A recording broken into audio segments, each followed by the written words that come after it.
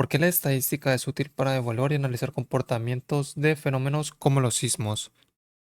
Y es que cuando ocurre un sismo, lo que se usa en la estadística es permitir calcular periodos de recurrencia, o sea, es decir, que cada tiempo es más probable o en cada fecha del año puede ser más o menos probable a que ocurra un sismo de cierta magnitud en cierta zona específica. Los estudios estadísticos van directamente en costas y algunos países muy afectados como lo puede ser Chile, y ahí normalmente se utiliza de cierta manera la cantidad de veces que puede ocurrir un sismo para poder predecir otro igualmente. ¿Cómo pueden las medidas estadísticas ayudar a determinar las causas y consecuencias de un problema? Y es que con el problema de los sismos, lo que se hacen es, o bueno, los investigadores lo que hacen es recopilar los datos con magnitud, profundidad y el tipo de suelo para determinar la cantidad de sismos que pueden haber en una zona. De aquí se pueden sacar cosas como las medidas estándares que son la media, el promedio y la desviación estándar para conocer el comportamiento en cada una de las regiones, ya sea como en la región de Japón o en la región de Chile. Un ejemplo que se puede hacer es analizar los eventos que pueden suceder en, en la superficie, los cuales suelen ser mayor o menor dependiendo de las magnitudes. Y por cada uno de los sismos lo que se hace es tomar la magnitud y poderla calcular para saber cuál es la magnitud del siguiente sismo y hacer una comparativa. Y es que en muchos de estos problemas lo que se hace es con normalmente un organismo, se hace el estudio y luego del estudio se puede sacar la estadística y la probabilidad del siguiente sismo que puede pasar y tener una fecha especulada para saber o tener ya los protocolos hechos. Y las medidas de estadística ayudan directamente a determinar las causas que puede ser, que pues las causas siempre suele ser el tema de las placas tectónicas y cómo en la presión por debajo del agua, estas placas llegan a rozar y llegan a chocar bruscamente. Y eso lo que hace es liberar una onda, la cual puede hacer que funcionen estos sismos. Por eso es más probable que pasen sismos en zonas cerca de playas o cerca de costas, ya que es donde hay mayor intensidad y donde normalmente hay mayor movimiento subterráneo. ¿Cómo un estudio probabilístico puede explicar fenómenos similares? Y es que en un estudio probabilístico se sirven más que todo para anticipar eventos futuros y también para explicar algunos fenómenos y cómo se comportan mucho antes o teniendo la media o el promedio de estos fenómenos. Se calcula normalmente la probabilidad de si puede ocurrir un sismo en cierta magnitud en un periodo determinado. Estos cálculos permiten identificar patrones de recurrencia, o sea, qué tan frecuente va a ser el siguiente sismo o cómo saber cuál va a ser el siguiente sismo.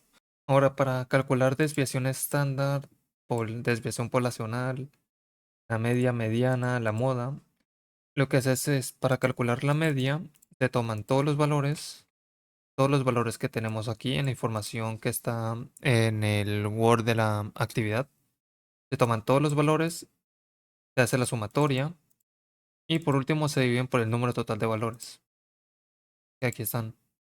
Y eso hace que la media de 10.880. Ahora, para calcular la mediana, normalmente se hace es agrupando los datos de menor a mayor cantidad de datos. Normalmente en la mediana se tiene que tomar en par o en par y normalmente siempre es el número que está justo en medio. Y para la moda normalmente es un número que se repite en todos los datos. Como aquí tenemos un número impar, entonces no tenemos datos que se puedan repetir otra vez, entonces digo la moda. Desviación estándar tiene directamente aquí, al menos en Excel, cómo se puede calcular, pero hay un video en el cual se calcula directamente usando la fórmula y en papel. Entonces, para calcular la desviación estándar es tomar la sumatoria de todos los datos, que es en x y menos la media, que la media es 10.800, todo al cuadrado, y esto está dividido sobre n, sobre el número de cantidad de datos, que n es igual a 5, que es la cantidad de datos que tenemos. Para calcular la media es la sumatoria de todos los datos dividido en el número de cantidad de datos. Para calcular la desviación estándar y desviación poblacional, lo que se hace es la sumatoria de todos los datos menos restándole a cada uno de los datos el valor de la media este resultado está al cuadrado y del cuadrado se vuelven a sumar todos los resultados. Se suman todos los resultados y luego se tienen que dividir entre el número total de resultados, que es 5. Después de ahí, a ese resultado que hacemos de la suma y la división, se le saca la raíz cuadrada y en la raíz cuadrada puedes obtener la desviación estándar. Todo esto dividido en el número total de datos menos 1. Ahora, para el siguiente punto de calcular medidas de tendencia central y dispersión y resistencia a la compresión del suelo, se hace algo muy diferente y es que ya tomamos todas las medidas anteriores, calculamos la media, que la media es sumatoria de todos los datos dividido por el número total de datos, que es 5, la mediana, que es siempre el dato que va a estar en medio, y por último el rango, que el rango es tomando el dato mayor y restándolo por el dato menor. Y de aquí se calcula el rango. Aquí para hacer lo que es en medidas, calcular la media, mediana, el rango de la magnitud de los terremotos registrados. Ahora para calcular de nuevamente todos estos datos, entonces vamos a tomar todos estos datos. Aquí tenemos el número cantidad de datos que son 5, entonces se va a hacer una sumatoria de todos estos datos. Y la sumatoria es igual, suma, rango. Y ahora esta suma de acá se va a dividir entre el número total de datos para sacar la media.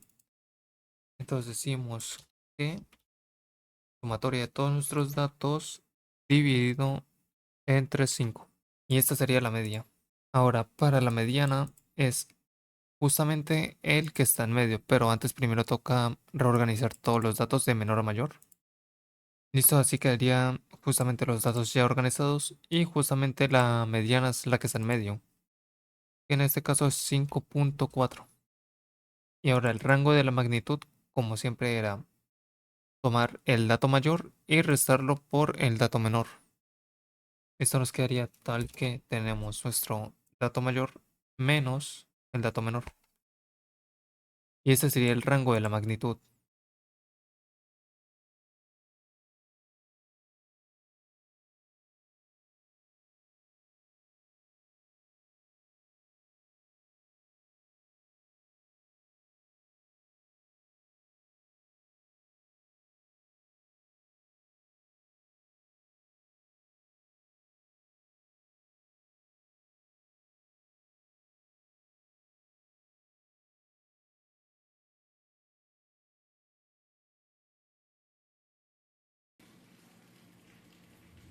Desviación estándar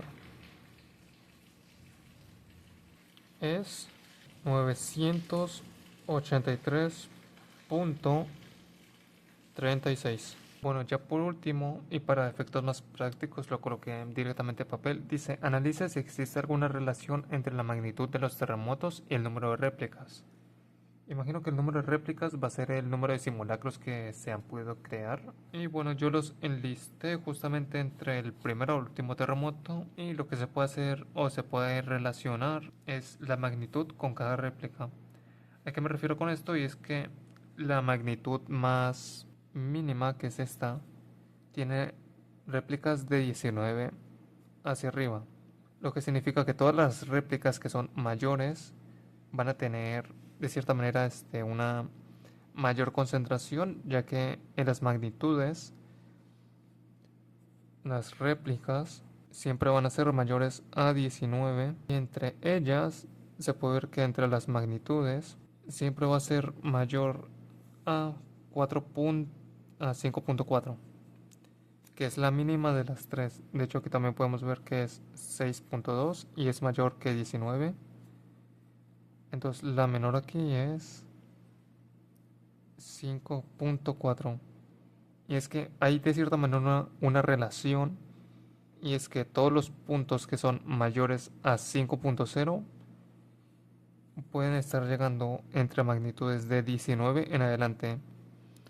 O sea, en 19, 21 y 23 correspondientes a cada magnitud. O sea que es más probable que en las réplicas sean de 19 a 20 hacia adelante y siempre va a estar pegando que sean de 5.4 o mayores a 5.